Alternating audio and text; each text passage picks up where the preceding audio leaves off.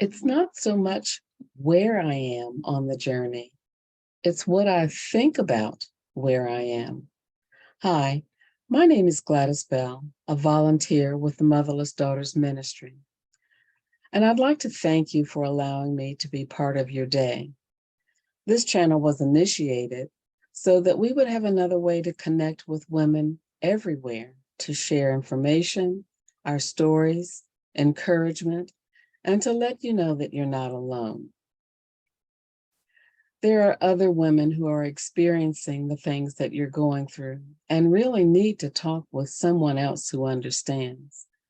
If this video is helpful to you, I'd like to ask you to give us a thumbs up, subscribe to our channel, leave us comments, and share it with another motherless daughter. Of all the losses and difficulties that we experience, there are always one or two that push us past the threshold of what we're able to handle in a dignified or traditional manner that's acceptable to others. When in a crisis or backed against a wall, it is common for us to retreat to the familiar, to our safe harbors, to what is stable for us.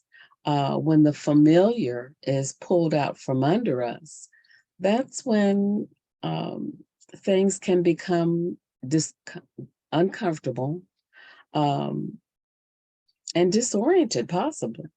There are any number of variables that will cause us to change our attitude or perspective on where we are at any given time and in any given situation. The question is, are we willing to challenge our own perspective? Let me be clear that I'm speaking to you only today out of my own experience. This is not science, it's not scholarly research, merely speculations from Gladys Bell.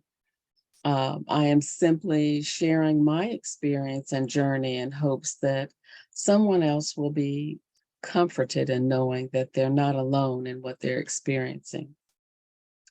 As a volunteer with the Motherless Daughters Ministry, I am yet on a journey. I'm a student of the ministry.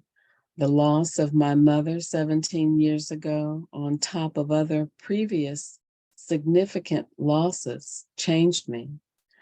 But when my daughter left this life, it was like the last straw. I could not, it was just another major portion of my stability eliminated.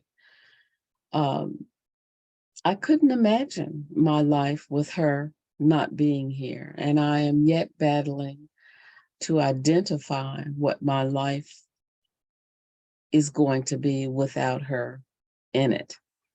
In Chronicles, the 2nd Chronicles, the 20th chapter and the 15th verse, it says, "The battle is not yours, but God's." In the 17th verse, it says, "Stand still and see the salvation of the Lord with you." That's the case when you can trust in the promises that are given in the word.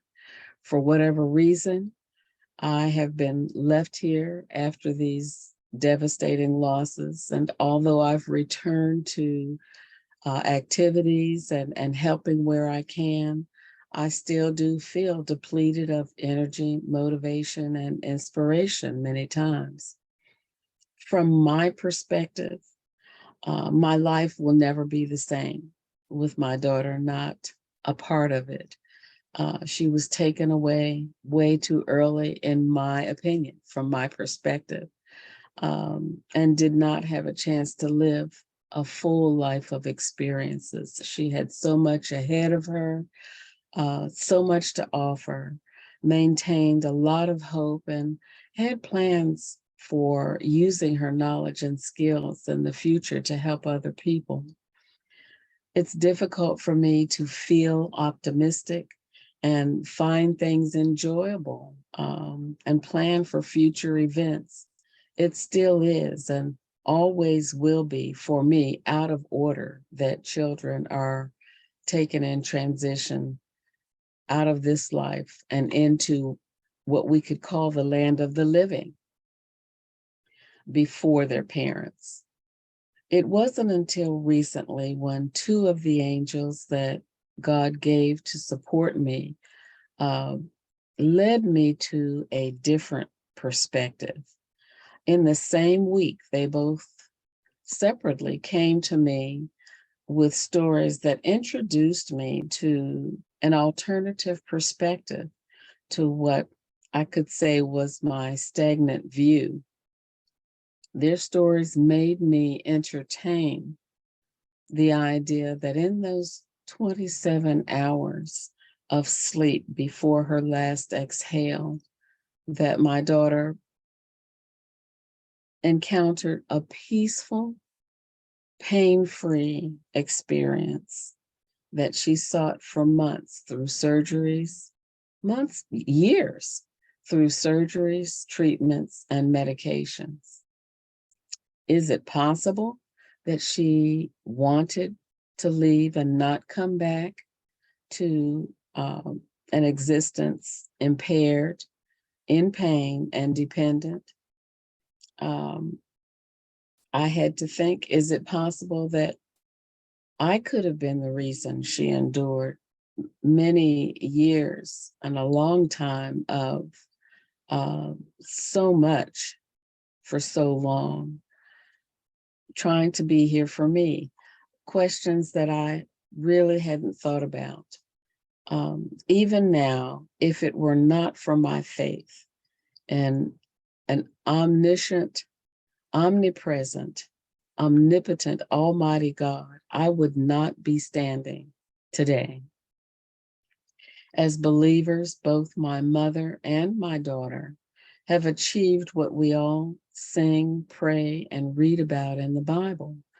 Our final homegoing is to life eternal, void of the difficulties of this life. So at the end of the day, why are we so hesitant or reluctant to accept the transition to the next phase of life? It is a matter of perspective. Remember, you are not alone.